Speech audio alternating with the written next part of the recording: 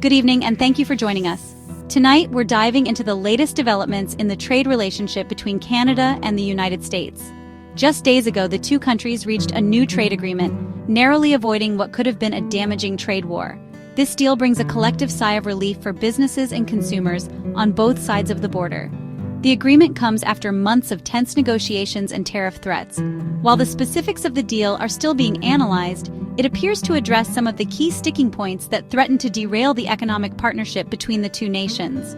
The deal is a temporary reprieve, offering a window of stability in an otherwise uncertain economic climate. However, it's important to remember that this deal is not a permanent solution. The underlying trade tensions that have simmered for years remain. Both countries have expressed a desire for a more long-term and stable trade relationship. But achieving this will require ongoing dialogue and a willingness to compromise. The recent agreement is a positive step, but it's just the beginning of a long and complex process. The future of the Canada-US trade relationship depends on the ability of both countries to navigate their differences and find common ground. The recent trade deal marks a new chapter in the long and complex trade relationship between Canada and the United States. This relationship, while generally positive, has been punctuated by periods of tension and disagreement.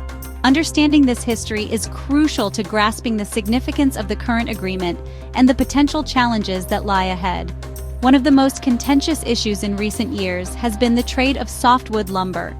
The U.S. has repeatedly imposed tariffs on Canadian lumber, arguing that Canadian producers benefit from unfair government subsidies.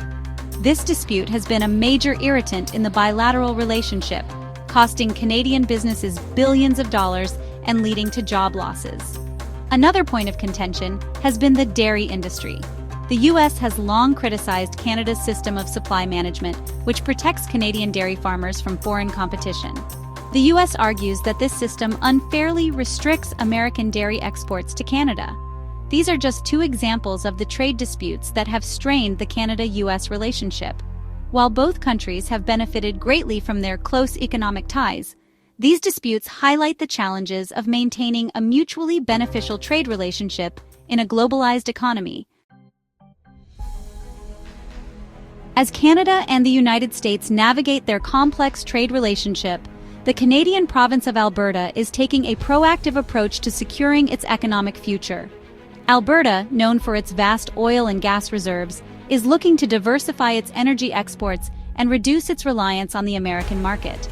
Alberta Premier Danielle Smith has been a vocal advocate for building pipelines in multiple directions, east, west, and north.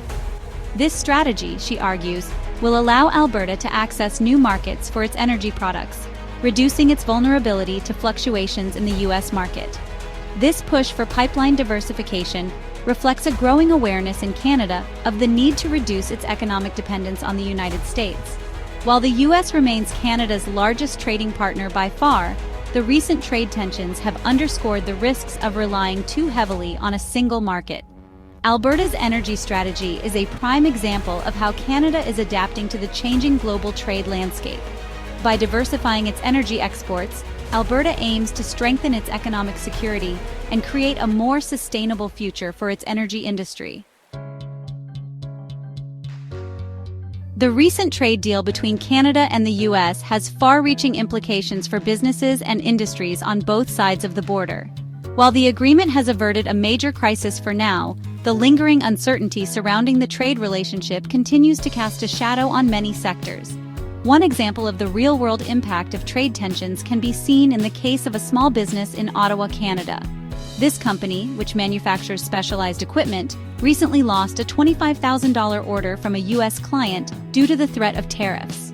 This story highlights how even small businesses, often operating on thin margins, can be caught in the crossfire of trade disputes. The agricultural sector, a cornerstone of both the Canadian and U.S. economies, has also been significantly impacted by trade uncertainty. The dairy industry in particular has faced challenges related to market access and pricing. The ongoing trade negotiations have created a climate of volatility, making it difficult for farmers to plan for the future. The tourism industry, another sector heavily reliant on the free flow of goods and people across the border, has also expressed concerns about the potential negative impacts of a trade war.